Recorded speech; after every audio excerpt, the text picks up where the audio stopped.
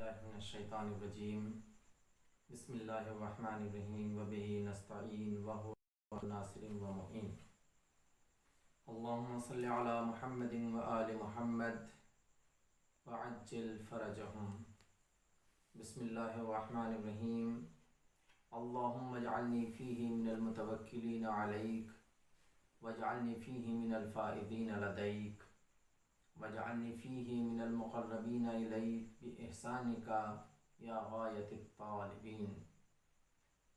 پروردگارہ، آج کے دن مجھے اپنے اوپر اعتماد کرنے والوں میں اور اپنی بارگاہ میں کامیاب ہو جانے والوں میں اور اپنی درگاہ میں قربت حاصل کر لینے والوں میں قرار دے دے۔ رمضان المبارک کی 10ویں تاریخ کو بندہ اپنے خدا سے 3 مطالبے کر رہا ہے۔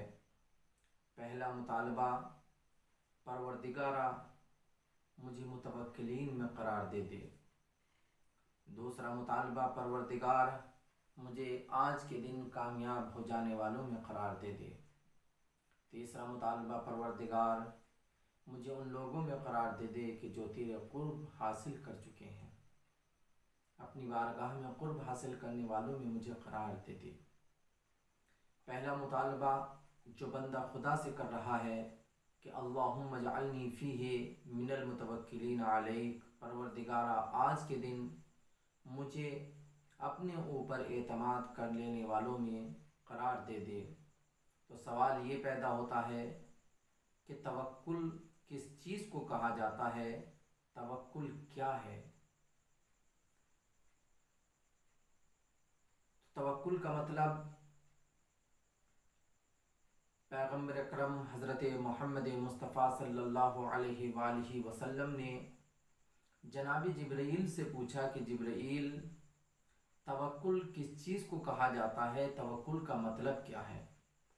تو جناب جبرائیل نے پیغمبر اکرم حضرت محمد مصطفیٰ صلی اللہ علیہ وآلہ وسلم سے ارشاد فرمایا، یا رسول اللہ، انسان کو اس بات کا یقین ہونا چاہیے کہ انسان کا فائدہ و نقصان، بخشش و محرومی لوگوں کے اختیار میں نہیں ہے، بلکہ سب خدا کے ہاتھ میں ہے۔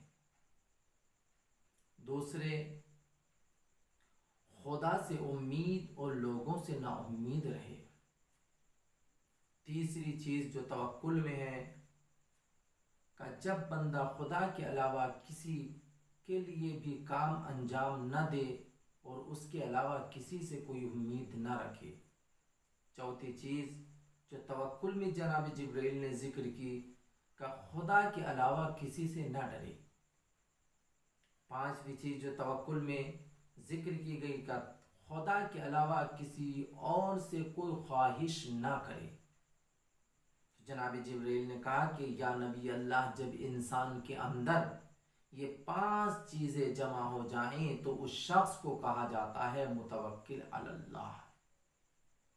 امام رضا علیہ السلام سے کسی نے سوال کیا، حسن ابن جہم نامی شخص نے امام سے سوال کیا کہ میں امام کی خدمت میں پہنچا اور پہنچنے کے بعد میں نے عرض کیا، یا ابن رسول اللہ، میری جان آپ پر قربان، بتائیں کہ توکل کی حد کیا ہے، توکل کی تعریف کیا ہے، توکل کی چیز کو کہتے ہیں؟ تو امام رضا نے ارشاد فرمایا کہ فقال لی اللہ تخاف مع اللہ احدا، کا سنو اے حسن ابن جہان، وہ کہتے ہیں کہ امام رضا نے مجھ سے کہا فقال لی، تو مجھ سے انہوں نے ارشاد فرمایا کیا کہ جب انسان خدا کے ساتھ ہو تو پھر اس کو خدا کے علاوہ کسی سے کوئی اور خوف نہ ہو۔ تو امام نے کہا کہ جب ایک انسان خدا کے اوپر ایمان لے کر آ جائے، خدا اس کے ساتھ ہو، تو پھر کائنات کی کسی طاقت سے، کسی قوت سے وہ نہ گھبرائے، نہ ڈرے، خوف نہ ہو، تو اس کو کہا جاتا ہے توکل۔ قرآن مجید میں توکل کے بارے میں ارشاد فرمایا گیا کہ توکل، یا خود مولا کائنات امیر المومنین علی بن ابی طالب علیہ السلام نے ارشاد فرمایا کہ من توکل علیہ کفاہ वमन सअलहु आताहु वमन अक़रदहु क़ज़ाहु वमन शकरहु जज़ाहु। मौला इरशाद फरमाते हैं कि तवक्कुल मन तवक्कल अलैहि, जिसने भी खुदाबंद आलम के ऊपर भरोसा किया, कफ़ा हो, तो खुदाबंद आलम उसके लिए काफ़ी है। वमन सअलहु, और जो भी खुदाबंद आलम से सवाल करेगा, आता हो, खुदाबंद आलम उसको अता करेगा। वमन अक़रदहु क़ज़ाहु, और जो भी खुदाबंद आलम के लिए उसकी राह में किसी बंदे मोमिन, किसी गरीब को कोई कर्ज देगा, तो खुदाबंद आलम उसकी हर हाजत को पूरा करेगा। वमन शकरहु जज़ाहु, और जो उसका शुक्र अदा करेगा, तो खुदाबंद आलम उसको उसकी जज़ा देगा। तो तवक्कुल करने वाले पर, तवक्कुल करने वाले के लिए खुदा काफ़ी है। आइए कुरान मजीद में देखते हैं कि तवक्कुल किस चीज़ को कहा जाता है। खुदावंद आलम इरशाद फरमाता है, फ़इज़ा अज़मता फ़तवक्कल अलल्लाह इन्नल्लाह युहिब्बुल मुतवक्किलीन। खुदावंद आलम मुतवक्किलीन को दोस्त रखता है, अपने ऊपर भरोसा करने वालों को दोस्त रखता है। इरशाद फरमाता है, जब तुम किसी काम का कोई इरादा करो, किसी काम को अंजाम देने का कोई इरादा करो, फतवक्कल अल्लाह, तो खुदावंद आलम के ऊपर भरोसा करो। जब तुम खुदावंद आलम के ऊपर भरोसा करोगे तो कौन, इन्नल्लाह युहिब्बुल मुतवक्किलीन, बेशक खुदावंद आलम अपने ऊपर भरोसा करने वालों को दोस्त रखता है। और दूसरे मकामात पर जो कुरान मजीद में तवक्कुल की निशानी यानी तवक्कुल अलल्लाह को साहिब ईमान की निशानियों में से करार दिया गया है।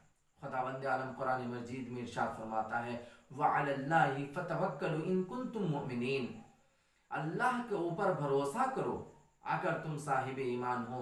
यानी साहिब ईमान वही होगा कि जो खुदा के ऊपर भरोसा करता होगा।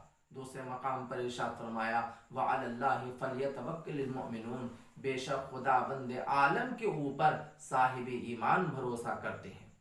तो आपने देखा कि तवक्कुल वो शय है, तवक्कुल या खुद पैगम्बर अकरम हज़रत मोहम्मद मुस्तफ़ा सल्लल्लाहु अलैहि वसल्लम इरशाद फरमाते हैं कि आज ये हम खुद अपनी इस ज़िंदगी को देखें कि आज आलमी इंसानियत अजीब कर्ब व बेचैनी के आलम से गुजर रही है और पूरी इंसानियत मुश्किलात का शिकार है। अगर वो अपनी परेशानी और मुश्किलात का हल चाहती है तो इस आयत से मुतमस्सिक हो जाए। उसके दर्द का मदावा सिर्फ और सिर्फ यही आयत है। और इस कर्ब व बेचैनी के आलम से निकलकर सुकून व इत्मीनान की अगर सांस लेना चाहती है तो वो इस आयत के साए में आ जाए, इस आयत से मुतवस्सिक हो जाए। पैगंबर ने इरशाद फरमाया, इन्नी लअअलमु आयतन लौ उख़ज़ बिहिन नास लकफ़तहुम। फिर उसके बाद आयत पढ़ी पैगंबर ने कि मैं जानता हूँ कि कुरान मजीद में एक ऐसी आयत है कि अगर तमाम आलम इंसानियत उससे मुतमस्सिक हो जाए तो उनकी हर परेशानी का हल वो आयत है। फिर पैगंबर ने आयत पढ़ी, वो आयत क्या, वमन यत्तक़िल्लाह यजअल लहू मखरजा यरज़ुक़हु मिन हैसु ला यहतसिब वमन यतवक्कल अलल्लाह फहुवा हस्बुहु इन्नल्लाहा बालिगु अम्रिही क़द जअलल्लाहु लिकुल्लि शैइन क़दीरा। पैगंबर ने कहा, तुम्हारे सामने कोई भी मुश्किल हो, अगर पूरी आलमी इंसानियत भी इस आयत के ऊपर अमल करे तो पूरी आलमी इंसानियत की हर परेशानी का हल इस आयत में मौजूद है। शब मिराज पैगंबर अकरम हज़रत मोहम्मद मुस्तफ़ा सल्लल्लाहु अलैहि वसल्लम अपने रब से एक सवाल करते हैं।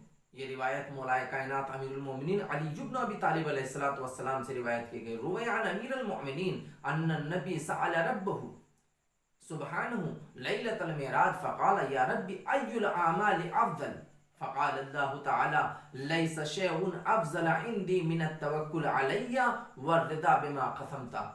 پیغمبر نے اپنے پروردگار سے سوال کیا، پروردگارا تیری بارگاہ میں سب سے عظیم ترین، سب سے افضل ترین عمل کون سا ہے؟ تو خداوند عالم نے ارشاد فرمایا، کہا اے میرے نبی، میری بارگاہ میں سب سے افضل ترین عمل میرے اوپر اعتماد، توکل علیہ والرضا بما قسمتا، اور دوسری چیز جو میں نے جس انسان کے لیے معین اور مشخص کر دیا ہے اس کے اوپر راضی رہنا، یعنی جو کچھ ہم نے اس کے لیے معین کر دیا ہے اس کے اوپر راضی ہو جائے۔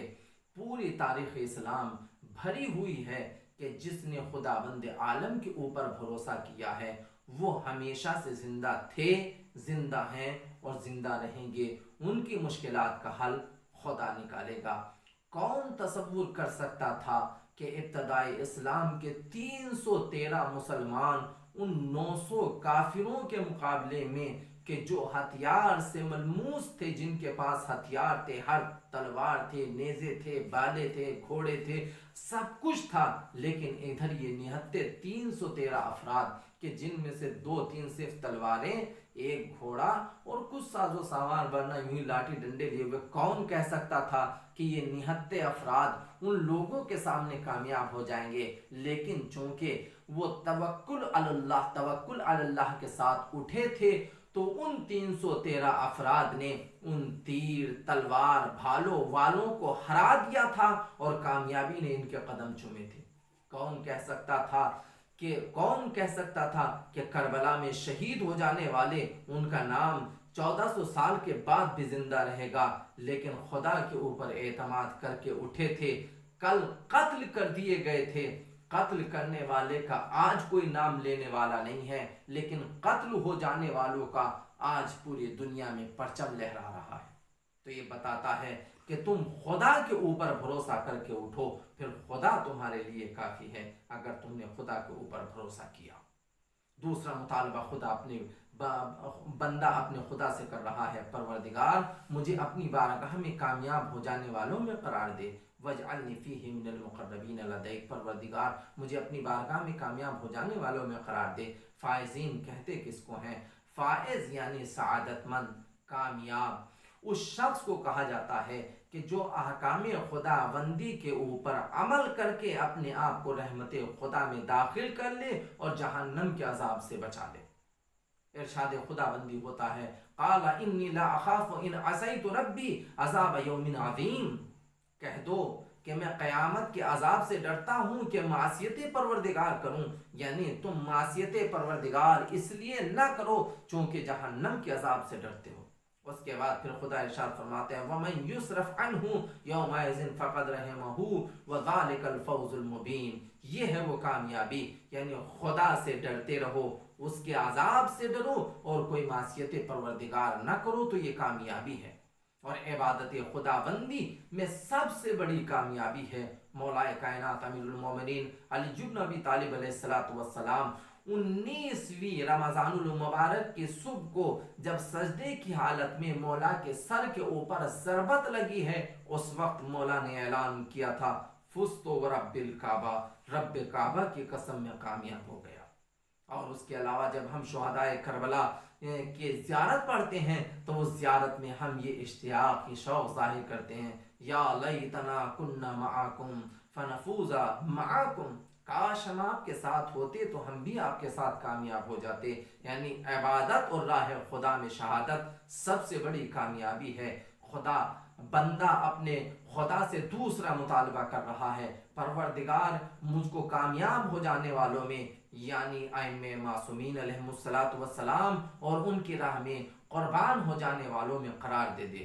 بندہ تیسرا مطالبہ اپنے پروردگار سے کر رہا ہے، خداوندہ مجھے اپنی بارگاہ میں قربت حاصل کرنے لینے والوں میں قرار دے، اور قربت وَاجْعَلْنِي فِيهِ مِنَ الْمُقَرَّبِينَ إِلَيْكَ، پروردگار اپنی درگاہ میں قربت حاصل کر لینے والوں میں مجھے قرار دے۔